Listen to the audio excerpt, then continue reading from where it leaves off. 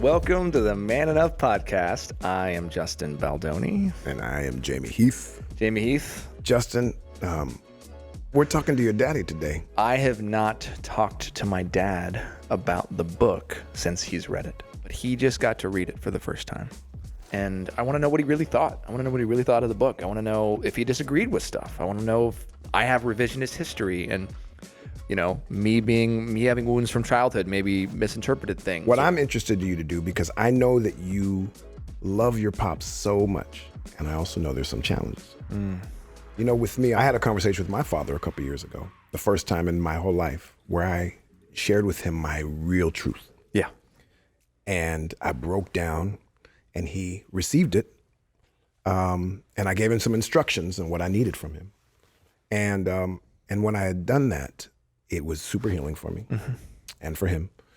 And I think a lot of men could benefit from that. I want to know, like, what he didn't like about my book. I can't wait to know what he didn't like about your book. That's the stuff I want to know. Yeah, because I mean, I'm sure you have 75 things you didn't like. I've Oh wait, read- have you I even don't know read if it? I've read your Have you even read the? Oh wait, Jamie Heath hasn't even read the book. I've read the book. You're with Justin Baldoni and Jamie Heath. Liz Plank is going to join us later on. We're about to get in it with Sam Baldoni, My Justin's daddy. If you like, you know what you hear later on, subscribe at all the places that you get podcasts. And on the website, manenough.com/podcast. Oh, and I was going to say that. manenough.com/podcast. And we are Man Enough on Instagram, Facebook, and all the other We are. places. Hey, guys. All right, we'll see you in a second We'll see you. with my dad.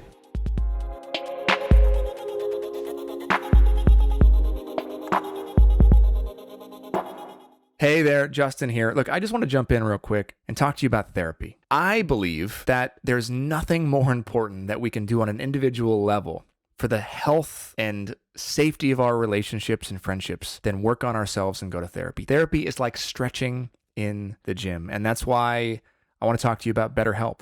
BetterHelp is one of our sponsors. If you haven't been to therapy yet or experience the freeing feeling of what it's like to talk to somebody who is objective, who will not take sides, and who is licensed and trained in this area, please, please, please consider trying therapy via BetterHelp. That's betterhelp.com/manenough. You get 10% off if you're a Man Enough listener. And whether you are struggling with depression, if you have some extra stress at work, if you have anxiety and you don't even know what to do with it, if you are having a hard time getting out of a relationship, or you're having trouble in your relationship, maybe you're having trouble sleeping, or you have anger issues, whatever it is that's going on, you can talk to somebody about it and they will listen. And one of the barriers to entry to therapy has always been money. A lot of people don't have insurance and therapy is expensive. But BetterHelp is making therapy much more affordable and accessible, and they even have financial aid available. So please check out BetterHelp, HELP.com/manenough. You get 10% off for your first month, and you can join over 1 million people who've taken charge of their mental health. Going to therapy doesn't mean you're broken. It means you're human. Welcome back to the Man Enough podcast. I am Justin Baldoni, and today I am joined by my dad, Sam Baldoni. Are you nervous? I'm a little nervous. It's not every day I'm, at a microphone with 500 cameras on me. It's weird, right? Yeah. Well, I mean, we did it once before. Yeah, we did. It was like almost impossible for me to think about my journey and this podcast and the book and reaching men and all the things I want to do without sitting down and talking to my dad. Because as we know, those of us who are privileged enough to have dads tend to learn masculinity from their dads, who learn it from their dads, and who learn it from their dads. And of course, coupled with socialization and all of the things we know. And I thought it was really interesting last night that you texted me. You said you were a little nervous. And I felt like that was really sweet. Like that you were like, I don't know, I've seen you kind of like evolve a bit as I've been on my journey, right? To like kind of break through all my shit and figure out what's going on. I've seen you kind of like start to open up more to me. And like whenever you send me a text like that, you're like, I'm a little nervous, son. I'm like, wow, that's my dad who was never nervous or who was always perfect and stuff like that. And I just want to say, thank you. And also thank you for letting me write stuff that wasn't necessarily comfortable for you and allowing your son to go on a journey publicly that may have made you feel bad at times. Because I needed to do that for like my own journey as a man and like for my own healing. And that takes like a lot of strength. Like that's not an easy thing. And I want to thank you for it and for being willing to talk about it. Well, I'm really happy to be here, and I'm happy you're on this journey because your journey has helped me be more open, and it's freed me in a way of a lot of the baggage I've carried all my life. Being able to talk openly about issues and about problems and about being able to, be honest about things. When before I've, as you know, I kept everything inside and it wasn't good. Yeah. But your journey has opened me up. So, but I still keep things inside. I applaud you. We're opening up. We're evolving. So on this journey that you're on, I'm kind of on it too. I'm piggybacking you. Yeah. And so when you have something that you reach and then you end up bringing it to me in some form or another, that gives me an opportunity to talk to you and to maybe understand what you're going through because of what I went through. So you've been learning a lot from my journey? Absolutely. It's really been amazing. How's it been for you and Mom? Good, because we talk more freely about things than we used to. And I never talked about finances with Mom. And that was my own problem because my dad never talked about finances with my mom that I know of because I never heard them talk about anything that seemed like it was related to money. So I felt like I had to do it all and I knew it all, and gosh, I didn't. And the best part of my life was realizing that I had a partner, and part of that came from you, that I had a partner that I should talk to, that I need to talk to. And that really opened up a lot between Mom and I, and we were able to, to actually get through things together. So one of the things I'm learning as a parent is just how important it's going to be for me one day to acknowledge that I contributed to messing up my kids. That I did things unknowingly or knowingly, consciously or unconsciously, that contributed to like their suffering. So they're going to grow up one day and Maxwell and Maya might say to me like, Dad, you really messed me up. And I think every part of us as parents wants to remind them like all the good things that we did.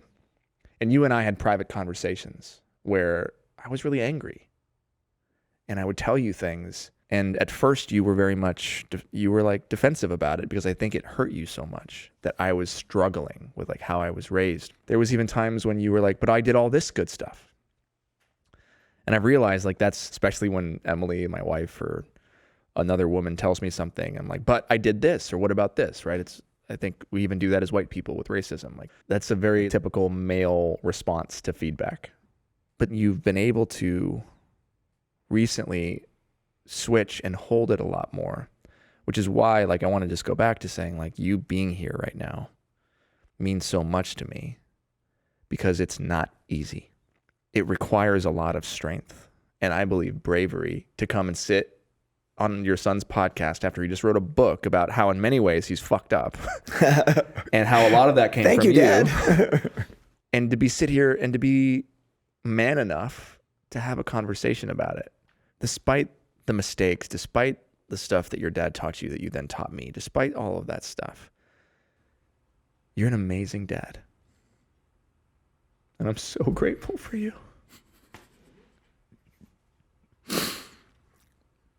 And I just need you to hear that. I hear it. Because I don't believe anything is black and white. Just because I have resentment or I have this or I have that doesn't mean it's all bad.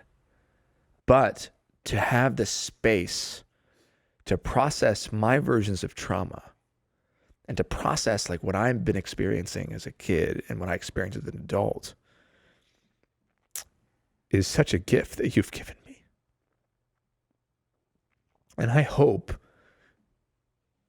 you will give other people and other men by allowing me to do that. So thank you. Now, I love you, son. I love you, Daddy. So what I do want to talk about is you and I have not talked about my book. So like I wrote it, and I think you were really afraid to read it. The first, like when I wrote the first draft of it and I sent it to you, you kind of really didn't read it. You like kind of skimmed through it a little bit, right? No, I actually read it. You did read it? I did, yeah. But you never talked to me about it. So here's the thing. You read it, but you never called me. You never picked up the phone and said like, hey, son. It was like silent. I didn't know what to say. Honestly, I didn't know what to say. I do now know what to say, which is I'm totally blown away by your openness and your honesty and how tough it must have been to write some of the things that you wrote about, you know, to expose that side of you that, you know, people all kind of hold within themselves and don't ever talk about. So it was almost like you didn't know, like it made you uncomfortable. So you didn't know how to talk to me about my stuff. Yeah, that's true. That's true. Because the fact is, right, like you and I have a great relationship. Like we have, I think for onlookers, I think many men are envious and jealous of our relationship as a father and son. But like what I say to people is like, yes, but it's not as deep as it could be. And like my perfect example of that is like most of what I think I write about, you don't know about. So like part of my writing was cathartic because I'm like talking about stuff that I've never even shared with you. I know. And that's also what, you know, was also heartbreaking for me was because like I don't want Maxwell to feel like he can't share with me, like the things that I couldn't share with you. And I don't know where that dialogue starts or ends, and I don't know whose fault it is or if it needs a fault. But there's something that almost prevents it, like this intimacy, at least between you and me. And I don't know. I can't speak for other men and their fathers or boys and their dads, but there was something that prevented me from being fully open and sharing with you, right? And I have to believe that part of that was because you didn't share with me.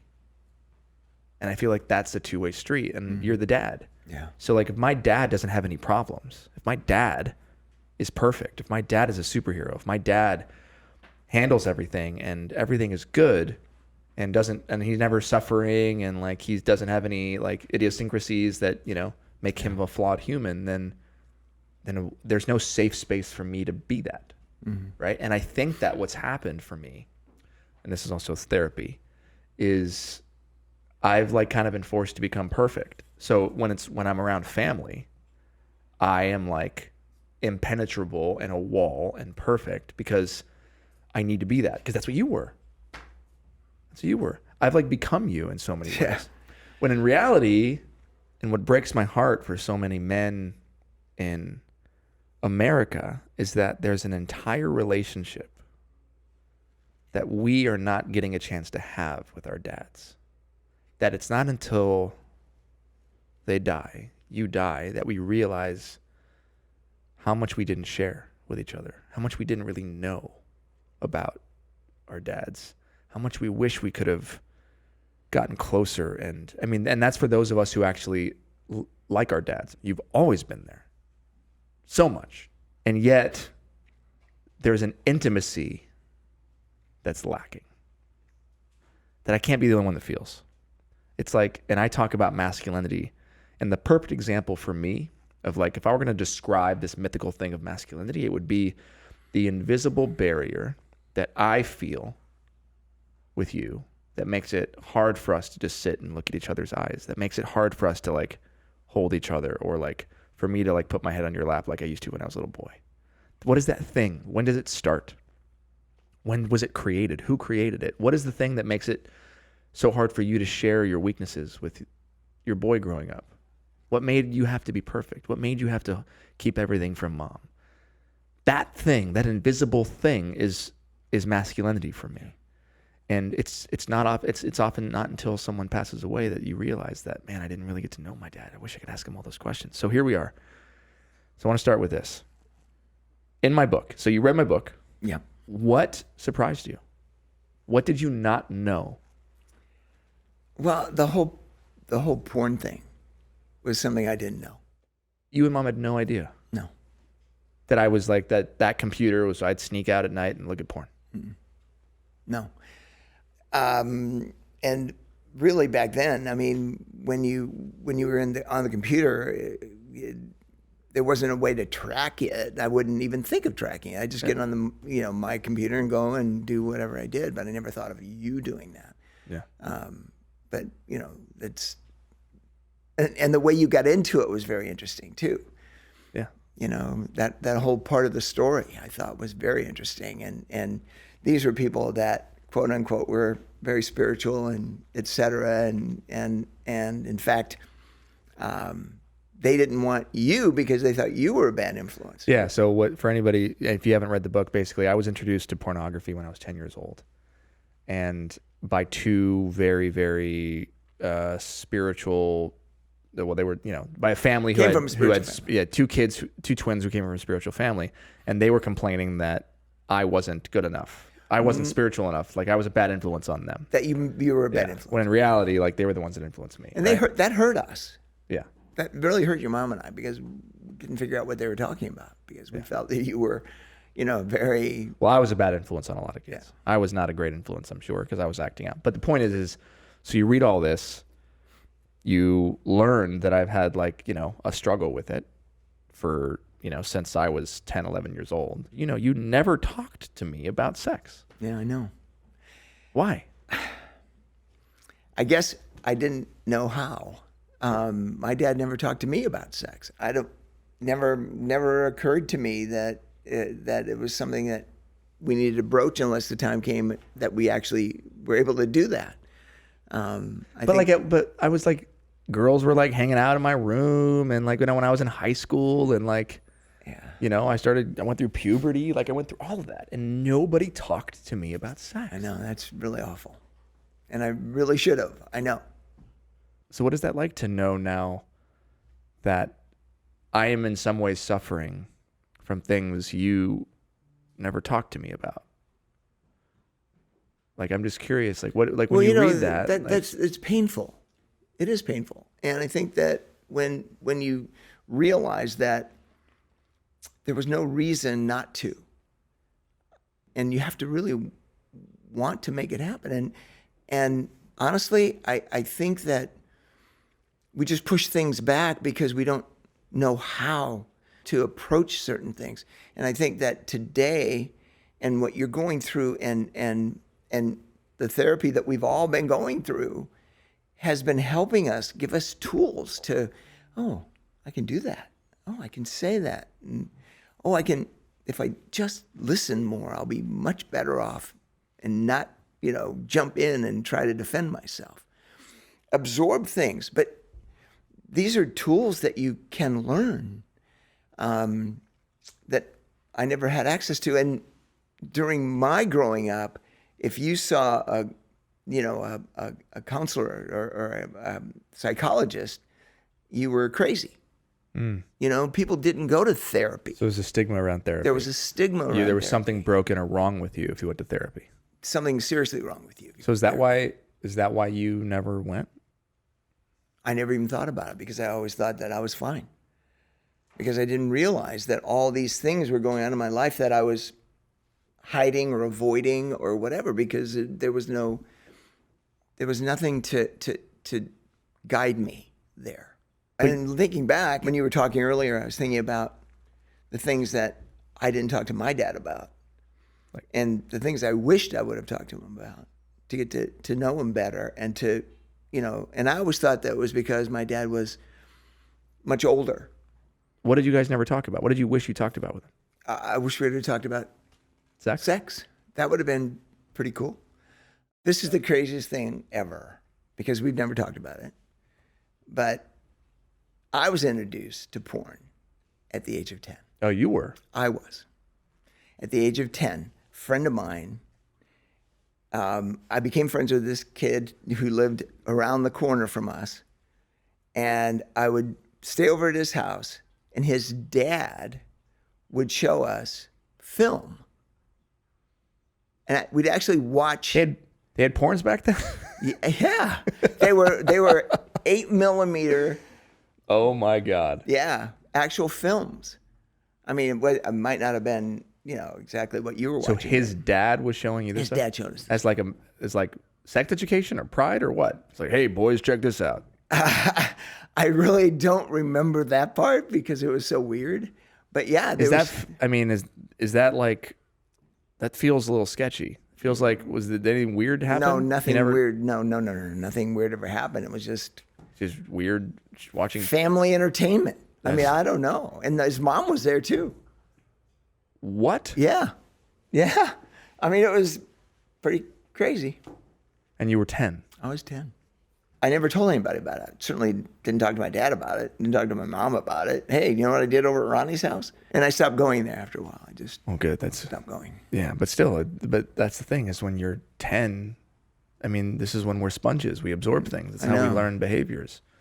Did you and mom ever have like sneaking suspicions about anything that I was like doing or dealing with that like, you're like, oh, should we talk to him about it? Like, did you guys ever go that deep, or was that just not, or were you just kind of so focused on your own stuff that like you didn't think about that? No, I don't think we ever really talked about what you were going through sexually. Or like, No. even the way my body works, or like, you're going to get erections and then this is what it's like, or this is uncomfortable. Like I put a story in the book about, having an erection in front of one of my aunts. That was Susie. Yeah, that was Aunt Susie. But nobody ever, did she talk to you about that? No. That's the thing. It's like, so it's almost She like, might have, but I don't. that's a hard story to forget. Yeah. But I guess that's the point is like you've now read this book.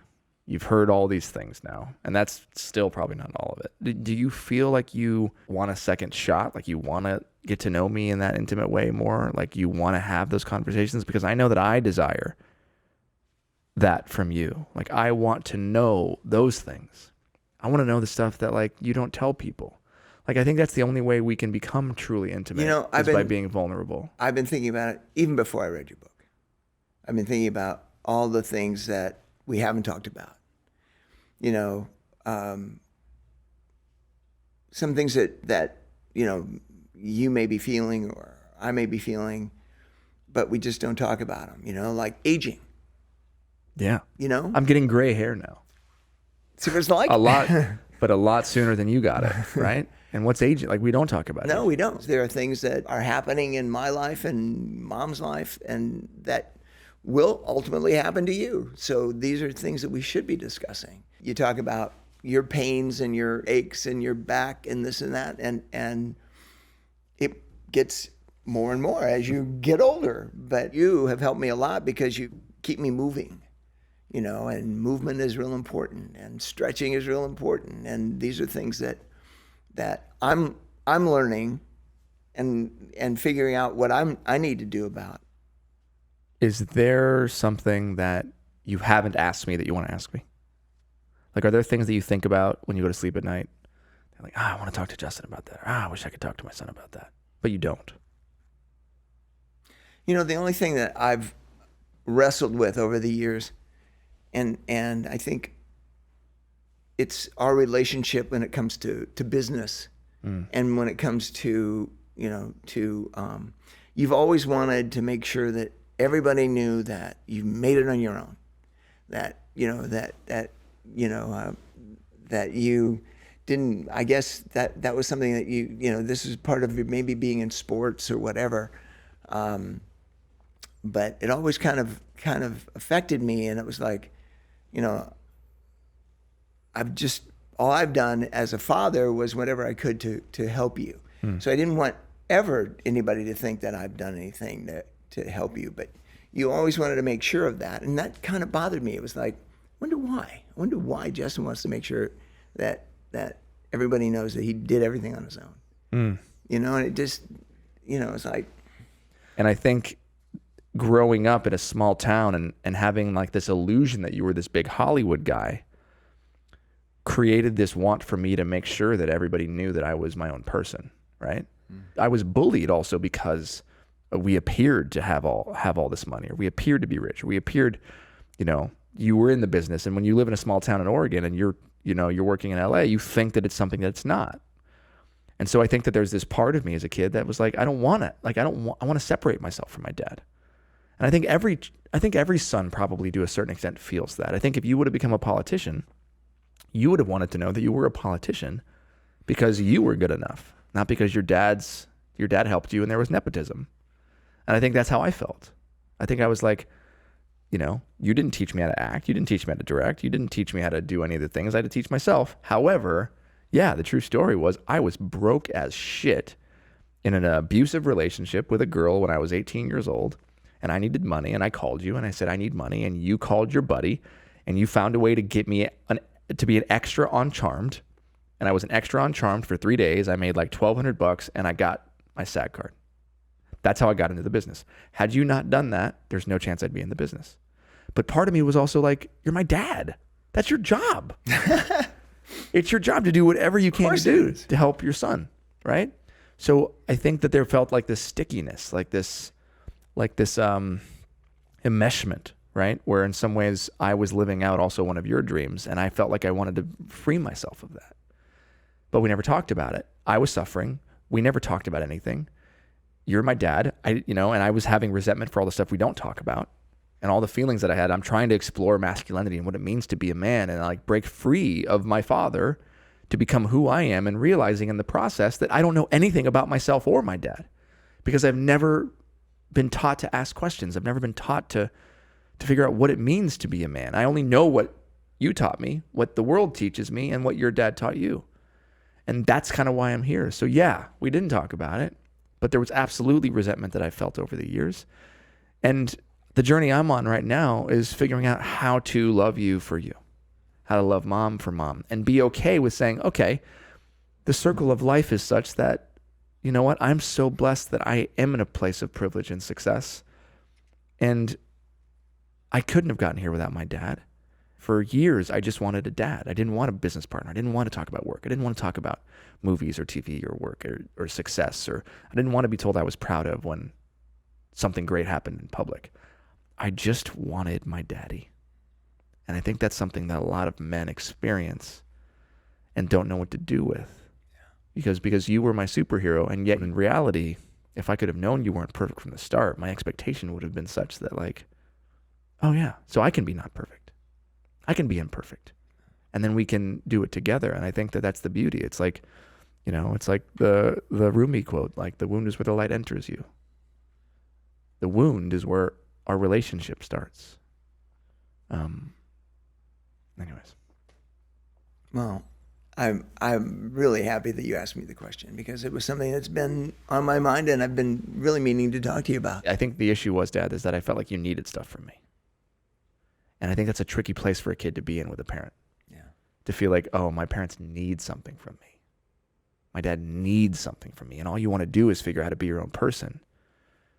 And that need, I think, is where that enmeshment comes in. So now as an adult, like I feel like I need to make sure that I'm taking care of my dad or my mom. I need to make sure that I'm taking care of people. It's like what I do. Yeah. And I want to break free of that too. You need to. I need to. I want to. I need to choose to. I choose to. So in the book, I talk about a conversation that you and I had. I said, hey, did Grandpa Louie ever tell you that he loved you? And you said, no, I can't remember him ever really saying, I love you. And that was heartbreaking to me. Yeah. And he told Nana, your mom, that he was proud of you, but he never told you that he was proud of you. No, I never heard that. And it was interesting to hear that he told Nana that he was very proud of me. He knew that one day I'd be very successful, and he wouldn't see that day, but she would. Mm. How did that influence how you raised me? Is that why you tell me I love you like 100 times a day? Well, I think I was, as a child, with Dad being away a lot. And me, developing as a young man and trying to fit in with other kids and playing sports and not having your father ever be there was very hard. And I felt very alone. I didn't know that. Yeah. I had no idea. Well, and basically, not like you, I hid it. I hid that feeling. My dad was always older, so he felt like a grandfather at times, And one time I remember, I went to a doctor and I got a vaccination, I think. And we walked out of the doctor's office, and I fainted right in front of the elevator. And I remember waking up, and someone was there saying, move over, old man, let me take care of this. And I said, he's not an old man, he's my dad. And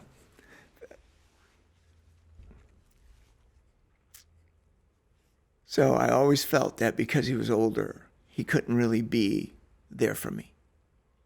So I kind of pushed it out. And I think that because of that, I always wanted to be there for you.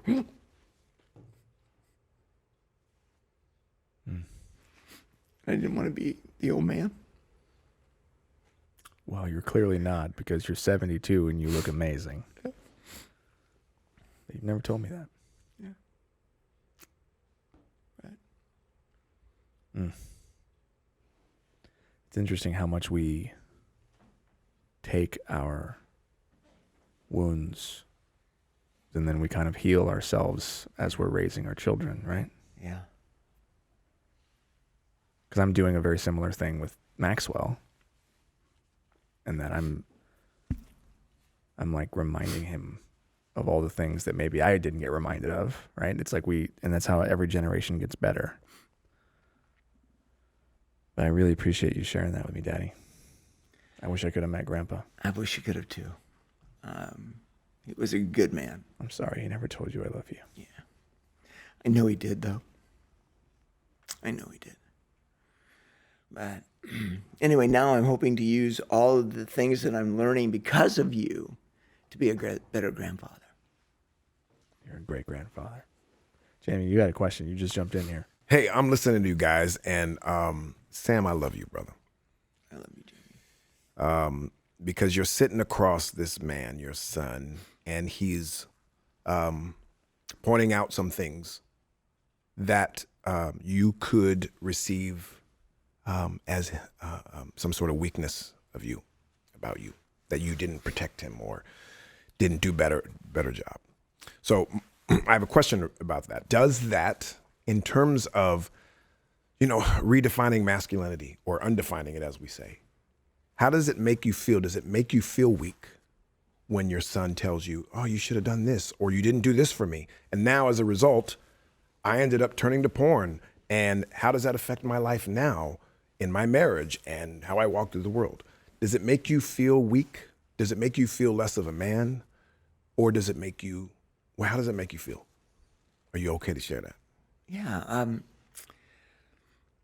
I don't think it makes me feel less of a man. I don't think anything makes you feel less of a man. I think that it makes me understand more of what happened in the past and what I am the way I am. I think that it opens up my feelings about, who I am and why I am the way I am. I don't think that it doesn't make me feel less. It helps me. But at first, I think it was hard. Of course. At first, I feel like, because I remember you got really defensive at first when I started exploring this with you guys at first. Well, because we weren't open. Yeah. Because we didn't know how to be open. And yeah, it was like feeling like you're attacked for something. But now I realize that it's not an attack. It's being honest and open and brave to talk about the things that you talk about. That's why I think it's great that you're you're demonstrating and saying that, Yeah, because a that's so lot of men and a lot of fathers would not be able to do that possibly. I want to be the kind of father you need to be better than Sam. That's all, and that's Not gonna be saying hard. Sam wasn't great. You have to, because Maxwell has to be better than you. Yeah. My kids need to be better than me, right? We have to grow this ever advancing civilization. The only way to do that is to have to be better than our fathers. So what are ways that you think Justin is better than you? Oh my gosh. Justin is far better than me as a father. He's there. I see him talking to Maya, because Maya's 5 now, almost 6. And I feel like he's learned so much about psyche and about the, child development, that he can talk to her and ask her questions and get, responses. And I think that he's getting deep in that. And I think that's real important. And when he sees her acting out, he jumps in, and it's not, he corrects the things that she needs to understand, but not through discipline, but through conversation and through, the ability to be able to talk to her in a way that she'll understand. And I just think that I love what you're going through, and I love what you've been through, because your kids are going to be, I believe, very stable, and good human beings. I think you're a great human being, and I know that we didn't talk like you're talking now, but you've got the tools, and the way you do it is incredible. And I'm so impressed with you as a father. You got those tears, baby boy.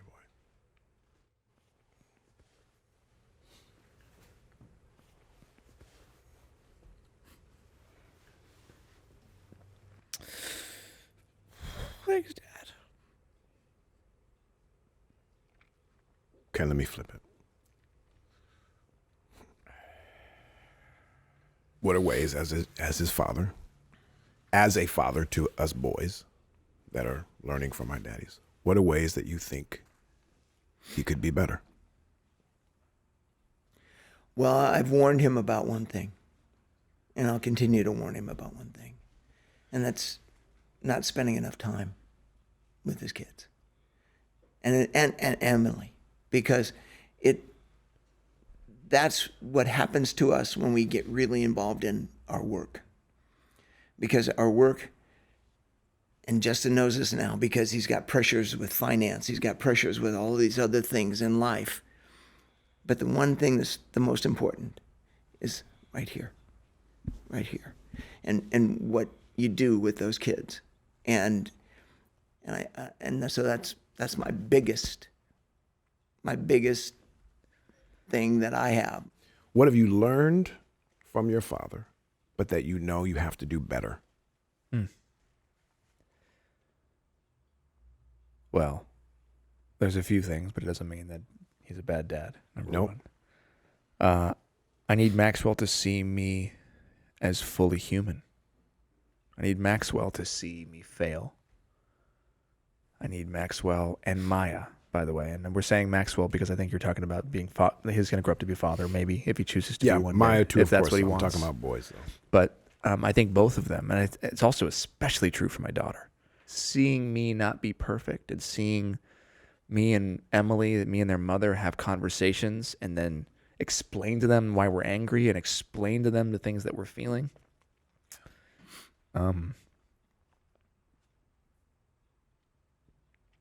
I think it will create a level of intimacy that we haven't had a chance to have.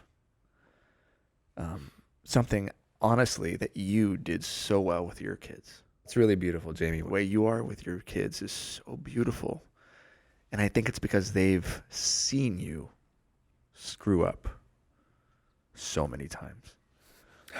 So many times. And publicly, and with their mom, and divorces and all these things. And they've had no choice except to acknowledge you for who you are. And then they've seen you come back for it and from it. They've seen you take steps to rectify situations and to bring your family together and to heal and to make amends and to do all the things that you've done.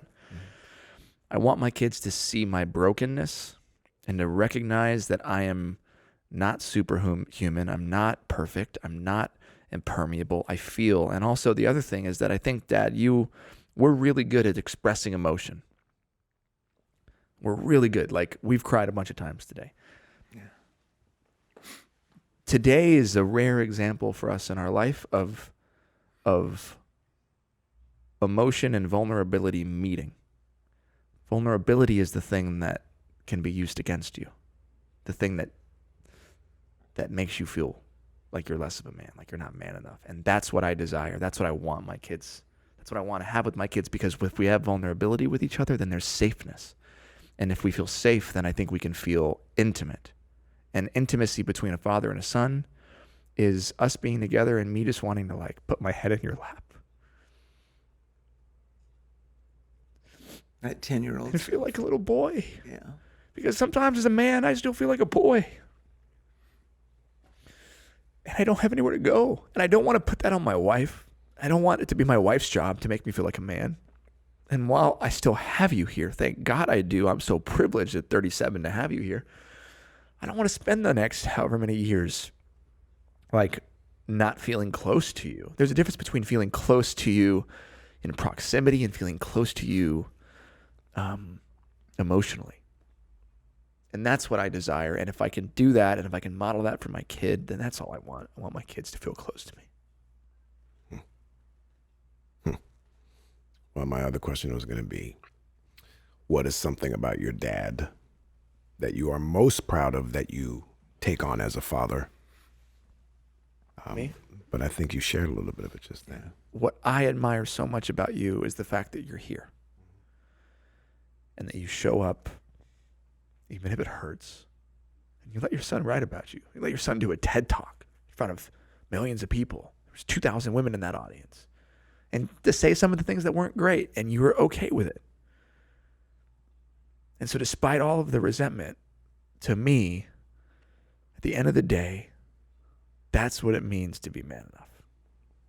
Is what you're doing right now. You were nervous. You texted me last night. You came here. You knew it wasn't going to be easy. We're going to talk about stuff. And you showed up anyways. And you listened. Because I love you. You too, Daddy. All right, we're gonna hug and take a break, and we'll be right back with Liz Plank. This is Man Enough.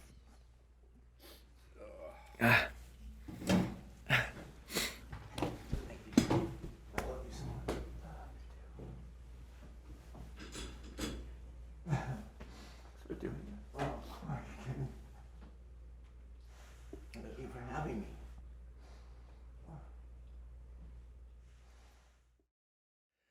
Hello, and welcome back to Man Enough. I'm Justin Baldoni, and we have with us Jamie Heath, and are joined now by the wonderful Liz Plank.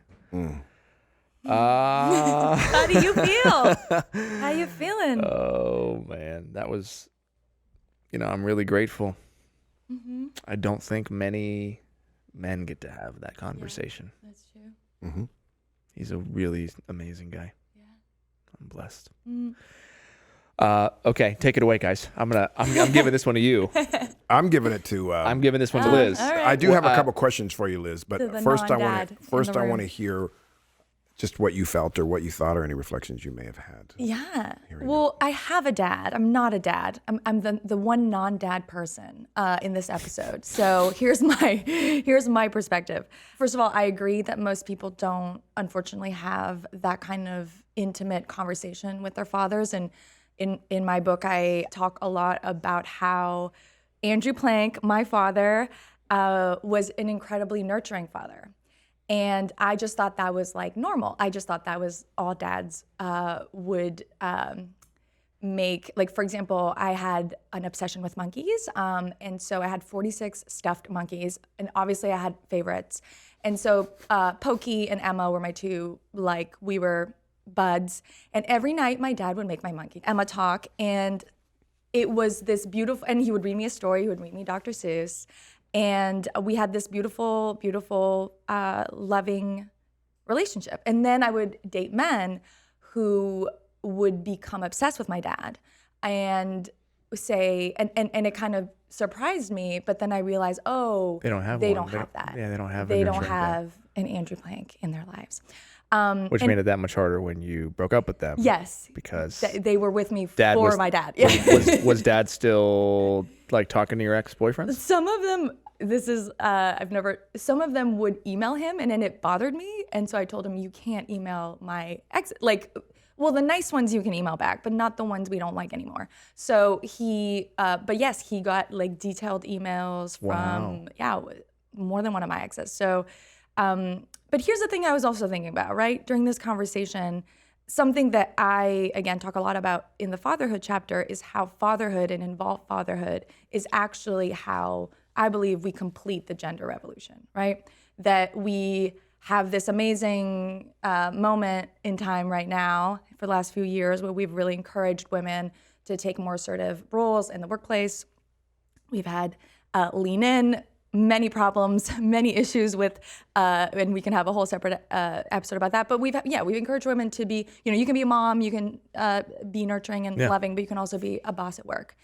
And I think that we haven't necessarily encouraged men to complete the gender revolution in the sense of you can be a boss at work and you can be a badass dad, right?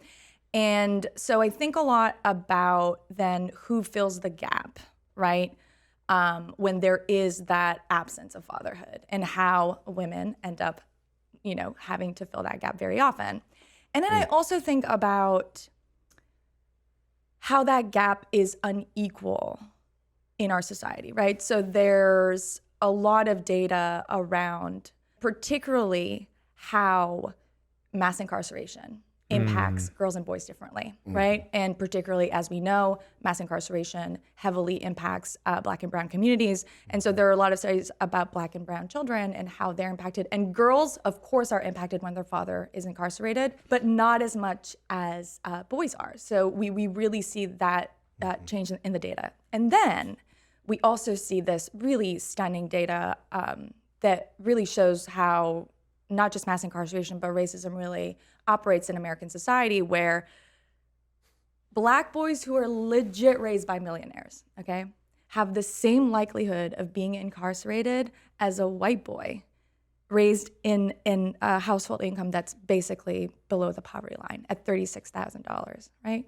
So when we think about fatherhood, right, when we think about how some men aren't able to father their children in the way that they want to, there's a conversation around masculinity in terms of vulnerability, emotional availability, but it's also a conversation, it's also a policy conversation, right? It's also a conversation about mass incarceration and how when we imprison fathers, they can't father. And that creates a self-fulfilling prophecy for all boys in America. I think 91% of parents who are currently in jail are fathers. So I think it's important to talk about how this is also a conversation about inequality. This is also a conversation about privilege. This is also a conversation about race, right? That all these things intersect. And if we had a society where men were able to father in all the ways that they want to and could, we'd be living in a fundamentally, different world. We already said it. So happy you're a part of this. Thank you for all that, Liz. I was thinking two things. One is I'm really thrilled that you guys had that open conversation, because we have to continue to learn how to be fathers, to be our best versions of being a father. Yeah. And we can't do that if we don't reflect and have these open conversations. But there's a lot of people that don't have it, that don't have that kind of thing, that don't know how to talk. They have issues. Like, for instance, my dad is amazing. He's awesome. He's the best dad in the world. His dad's amazing. He's amazing. And yet I've carried this resentment for my whole life and didn't know how to talk to him. So I've had, when I was 7 to about 17, I've had inappropriate sexual things happen to me, right? Molested by 3 different people. Not until I was 49 years old did I go to my dad and say, where the fuck were you? Why didn't you protect me from this? This has affected me in my life in this way, in this way, in this way. So I gave my dad some ground rules. All right, Dad, I'm going to talk to you about something. You don't get to talk for an hour. And at the end of it, you're going to say, I'm sorry. You're going to say, I should have been better. And you're going to say, it wasn't your fault. So I gave him everything. You went after him too. You were I let really him have honest. Yeah. And my dad, was amazing. He just received it. He didn't cry because he didn't make it about him. You told him he couldn't cry. I told him he couldn't cry. Yeah. Wasn't going to do any of this stuff. He was going, and then he received it. I gave him instructions in case he didn't know how to show up. He would have, because he's a good man. But he did exactly what I needed. At the end, he said exactly what I needed him to say. He meant it. Thank goodness. But I didn't care if he meant it or not. I knew what I needed. So the lesson I had learned, and just men and fathers talking to their daddies, is that we need to have the conversations, even if we put the rules in place, so that we can learn, so we can let it out, so that we don't carry it, so that we don't then carry it to our children, to our boys. So I can do the same thing with my son. And I demonstrated to my son he can do the same thing with me. And he has now. Daddy, you fucking up. Yeah. This is where you fell short. So that we can be, we don't have to keep doing our same things. I tell him when to say that. I call Naki and I say, tell your dad that he messed up. Oh, yeah, I hope you do. I need it. It's so interesting, too, because, like, when you think about it, the term, like, daddy issues is a insult we kind of throw at women. And we say, oh, she has daddy issues, meaning her dad was absent or her dad wasn't there for her. And it's kind of like insulting women based on something that a man didn't do, and like a failure of a man, actually. And it's interesting how that's not a gender neutral term. Like, why aren't we as interested? And not that that's a good term. Nobody's ever told a man that he has daddy issues. Nobody. Right? Like, but from the data, again, we see that boys are more impacted, are more fragile, are more vulnerable than girls when their fathers are absent. So, and we also see and absent not only in like they can be absent completely and also physically, emotionally. Yes, absent. both exactly. But they also, there's a lot of men, there's a lot of fathers who treat their boys very different than they treat their girls. Oh, absolutely. And they like coddle and protect. They want to protect their girls, and then they treat their boys like shit. And like, hey, I'm going to put you through put you through the rite of passage of what it means to be a man, and you have like these completely different, parenting styles. Right. I also think to the inverse, there's a big pressure on protecting girls, and we don't protect boys, right? Like, we protect girls, and when I think it comes to the conversation around consent or abuse, or right, like, we protect girls from being abused, but we don't protect boys from becoming abusers. And it's this disciplinarian sort of approach. But I think that's actually coddling, right? Like, if you're not talking. No, but it is. But don't you think? But don't you think we also don't protect boys from being abused? Oh, absolutely. In that one, yes. I mean, we know the data on that, right? Like, and I almost think that it's like there's a good chance you might hear from a woman that she was abused. There's a chance. I almost never. It's only until recently. I mean, Jamie's different, but we have a few other friends who have recently opened up about it. But it's something that you go through your whole life. You don't talk to a therapist about it. You repress, you hide somewhere deep down. And we don't talk about how many boys are abused. And how that screws and how us, that happens. How that screws us up. Because my whole perspective on sex and women, with what I experienced at a young age and never talked about it, like that was one of the things I had with my dad. Like, if you would have talked to me about some stuff, I could have worked through it and maybe not become or not had some of these wires messed up. But so even just the conversation about it. But it was interesting for me, and not to center myself, but we just did talk to my dad, to hear him say he was introduced to porn at 10. Yeah. Like, but the fact that he said, like, he never talked to me about it. And it makes me wonder, would I have had a relationship to it if he would have said, hey, son, this happened to me at this age, and I want you to know what this is. And this is, you might watch these things, but like, that's not you don't have to do what you watch, or and talking, and who knows, just talking about how healthy sexuality and your body's changing, and you're gonna start dating women. This it just never happened. So I almost wonder what would have happened, what would it have been like if he would have talked to me about it. And I don't know, and it makes me, I don't want to say excited, because I'm sure I'm gonna freeze and be nervous when I talk to my kids about it one day. I mean, what did you say when you talked to when Nak was? I'm thinking about it right now. I got a 10-year-old son, and I'm trying to think of, have we actually talked about porn? Or just, I mean, also if you Sex. think about that, he was introduced to sex by porn, right? And so and the you're difference shown between that porn and objectification of women, and yes, again, we're we do that. lumping hardcore porn, and there's some forms of porn that are obviously especially the ones that are made by women now, and right. There's a whole new movement around that. Totally, and that's probably not the porn that your dad saw when he was 10. Probably no, he was watching 8mm or something with a family. I was like, Right. what? How did I not know that until this? Right.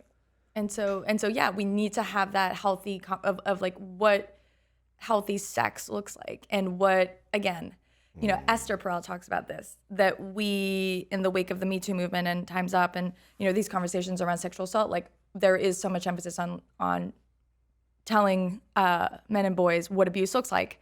She's like, we should also tell them what seduction looks like, so that they know how to seduce, they know how to approach a woman, be very self-aware when they're doing it. Right. Take note of her body language, right? Is she interested? Is she not interested? Those are things that's the other side of the coin, that really needs to be done. And I think that's the conversation that I would love men and their fathers to be having, right? Wonderful. I think there's a lot of conversations we need to be having with our dads. And at the end of the day, there's no one way to do it. There's no one way to have this conversation. And this was me and my dad, and you might have a very different conversation with you and yours, or if you have one. And the idea is, can we just show that there is a way to heal? There's a way to take this stuff and have open conversations, and be willing to share stuff that isn't comfortable, and not do it perfectly.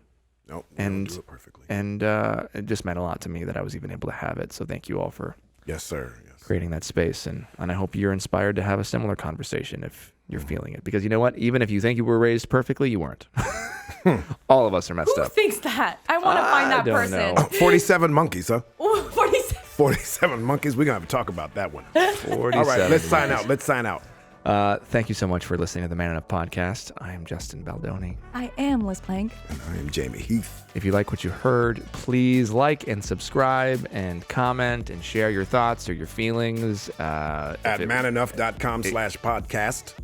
Exactly. And wherever you listen to podcasts. Yeah. And also, go buy Liz's book, go buy my book, and have uncomfortable conversations. You can buy. That's where it all starts. Go buy my book. Go buy your music. No. I have a book. You have a book too? Yeah. How do I not know this? He doesn't have a I book. don't have a book. Okay, He's going to write one tonight. Canadian. All right, y'all. Believe anything. We're done. I'm emotionally spent. This is Man Enough.